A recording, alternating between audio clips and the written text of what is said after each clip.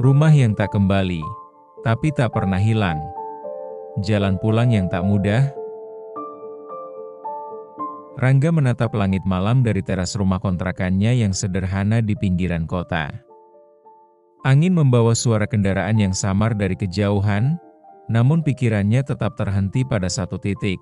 Masa lalu, 3 minggu, dan aku menyerah, bisiknya lirih. Aku tinggalkan Ratna dan anakku demi harga diriku yang sempit. Dulu, ia terlalu percaya bahwa menjadi kepala keluarga berarti suara tunggal. Tidak ada kompromi. Ratna, istrinya, wanita yang ia cintai, mencoba mengimbangi, namun tekanan ekonomi dan campur tangan keluarga mertuanya membuat rumah tangga mereka rapuh. Ratna dulu, aku tahu kamu berjuang. Rangga. Tapi ini bukan hanya tentang kamu. Anak kita butuh makan, butuh rumah yang layak. Dan aku juga lelah. Rangga dulu, marah, aku ini kepala rumah tangga. Kalau kamu gak bisa nurut, ya jangan nyalahin aku kalau semua berantakan. Perdebatan demi perdebatan, lalu diam panjang. Hingga akhirnya Rangga pergi. Merantau keluar pulau. Membawa luka yang tak pernah benar-benar sembuh. Di tanah rantau, Rangga mencoba melupakan semua. Ia bekerja keras, berpindah-pindah usaha. Hatinya kosong, tapi ia terus berjalan.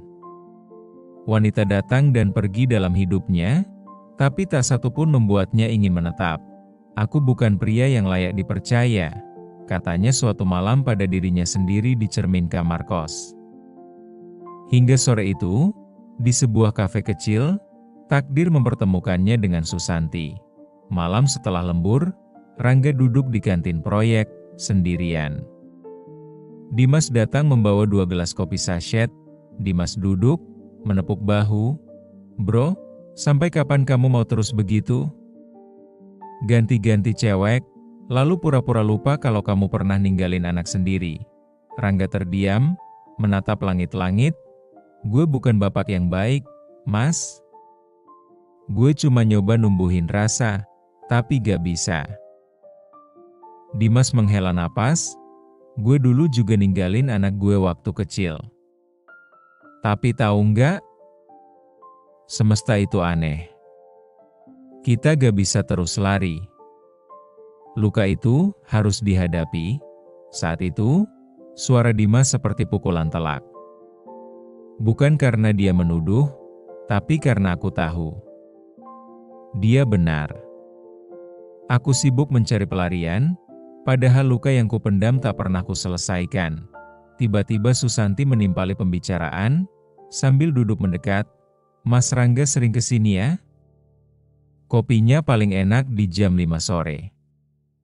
Rangga tersenyum tipis. Kopi jam segini, pas untuk menelan sisa-sisa hari yang pahit. Mereka berbicara. Awalnya ringan, lalu mendalam. Susanti mendengarkan cerita Rangga tentang Ratna, anak yang ditinggal. Rasa bersalah dan ketakutannya untuk mencintai lagi. Susanti lembut, mungkin kamu bukan salah, hanya belum belajar. Dan itu bukan akhir. Hari demi hari, mereka semakin dekat. Tapi hubungan mereka tak mudah. Teman-teman Susanti mencibir. Atasannya terang-terangan marah. Hingga di suatu saat Susanti dipanggil ke ruangannya, atasan Susanti tegas, kamu boleh pacaran, tapi bukan sama Rangga. Aku tahu siapa dia. Susanti tegas, saya tahu juga, Pak. Dan saya pilih tetap di sampingnya.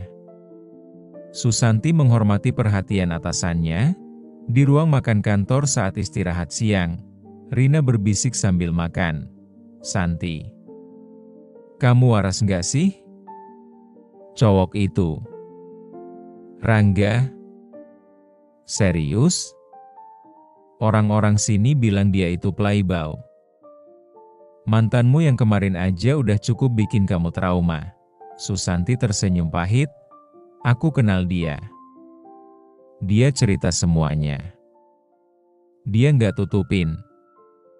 Mungkin kamu belum lihat sisi dia yang lain. Rina menatap tajam. Justru itu masalahnya.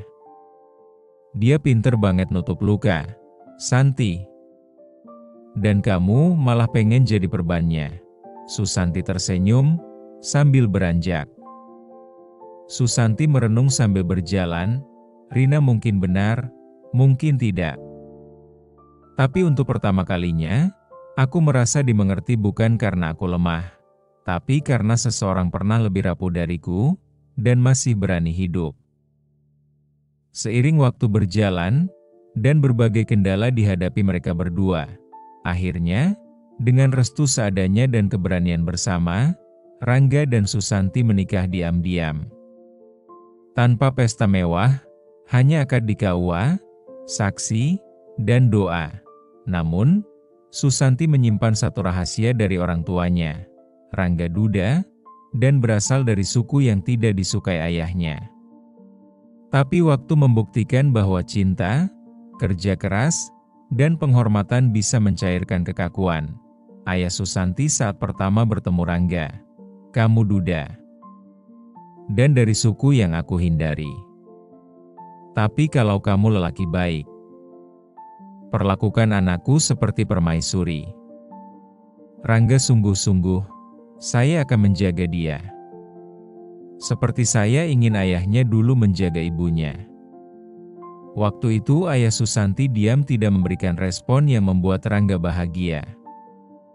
Namun seiring waktu berjalan, di ruang tamu rumah ayah Susanti setelah Idul Fitri, ayah Susanti duduk bersila, memandang Rangga. Kamu tahu kenapa aku diam waktu Santi bilang mau nikah sama kamu? Rangga menunduk. Saya rasa. Karena Bapak tidak setuju. Ayah Susanti tersenyum tipis. Betul. Tapi setelah kulihat cara kamu nyium tangan ibu tiap pulang ke sini, aku tahu kamu punya adab. Bukan cuma kata-kata. Ayah Susanti tersenyum dan beranjak, pamit akan istirahat. Rangga merenung. Dulu aku pikir restu itu soal diterima atau ditolak. Tapi sekarang aku tahu. Restu datang saat kamu menunjukkan konsistensi. Mereka dikaruniai 2 anak laki-laki. Keluarga yang Rangga bangun mulai terasa utuh. Tapi bayang masa lalu masih menunggu waktunya. Pertemuan setelah 2 dekade, Yanto. Anak dari pernikahan pertama Rangga. Kini telah dewasa dan menikah. Setelah 24 tahun terpisah karena larangan keluarga Ratna, Rangga akhirnya mendapat kabar tentangnya. Susanti, Mas. Kamu siap bertemu Yanto? Siap jika dia belum bisa terima? Rangga pelan, aku harus siap, apapun itu. Dia anakku. Pertemuan itu penuh haru. Yanto kaku, tapi tidak membenci. Justru istrinya, Lilis, menangis. Lilis sambil menunduk. Selama ini aku merasa nggak punya mertua. Tapi malam ini, aku merasa punya orang tua sungguhan. Namun bayangan Ratna masih ada. Hubungan Yanto dan Rangga harus sembunyi-sembunyi, agar keluarga Ratna tidak marah. Suatu malam, Lilis mengabari bahwa Yanto masuk rumah sakit. Tak ada yang bisa menjaga. Ratna dan keluarganya entah di mana. Rangga datang. Mengurus semuanya. Dari menyuapi hingga mencuci bajunya. Yanto lemah, ayah. Kenapa? Tetap datang? Rangga dengan air mata, karena aku masih ayahmu. Dan tak ada luka yang lebih dalam dari meninggalkan anak. Dan di rumah sakit itu, Ratna datang. Tatapannya tajam, tapi tak semarah dulu. Ia melihat cara Rangga merawat anaknya. Ratna lirih, Mungkin dulu kita salah.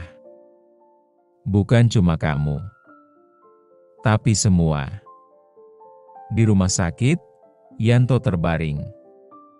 Lilis menyambut Rangga. Lilis memegang tangan Rangga. Pak, selama ini Yanto cuma punya cerita buruk tentang ayahnya. Tapi saya tahu orang baik gak akan datang di saat semua orang pergi. Kecuali dia ayah yang sesungguhnya. Rangga menatap Yanto, suara serak. Kalau saya datang lebih awal, mungkin semua ini bisa berbeda. Lilis tersenyum, berlinang air mata. Tidak. Justru Bapak datang di saat paling penting. Ketika Yanto butuh dimaafkan dan memaafkan. Yanto dalam batin, dulu aku marah.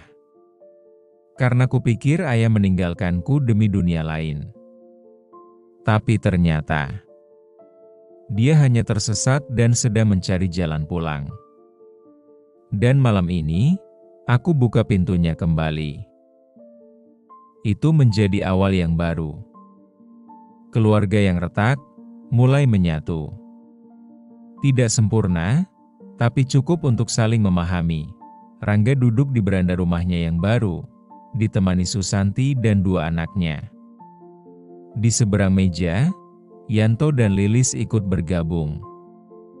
Sore itu matahari mulai condong ke barat, mewarnai langit dengan semburat jingga yang lembut. Tawa kecil anak-anak menyelingi suasana, seperti pelangi yang muncul setelah hujan panjang. Pelan-pelan, luka masa lalu diganti dengan pengertian. Tuhan, terima kasih karena Kau beri aku kesempatan kedua. Bisik Rangga dalam hati, menatap wajah anak lelakinya yang telah tumbuh menjadi pria dewasa, duduk bersahaja di depannya. Di tangannya, secangkir teh hangat mulai mendingin.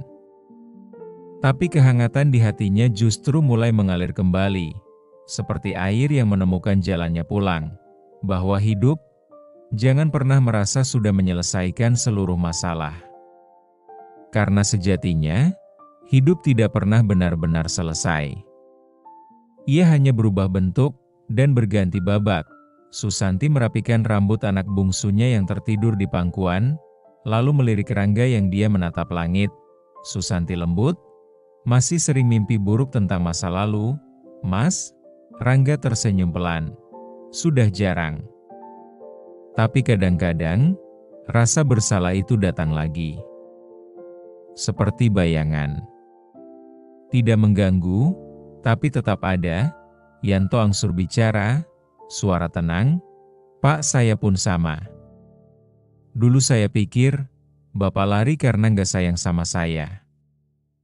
Tapi ternyata, kadang orang dewasa juga tidak tahu cara menghadapi dunia. Saya sekarang mengerti. Rangga menoleh, air mata menggantung di pelupuk matanya. Ia tidak bisa membalas dengan kata-kata, hanya genggaman erat di tangan Yanto yang ia berikan.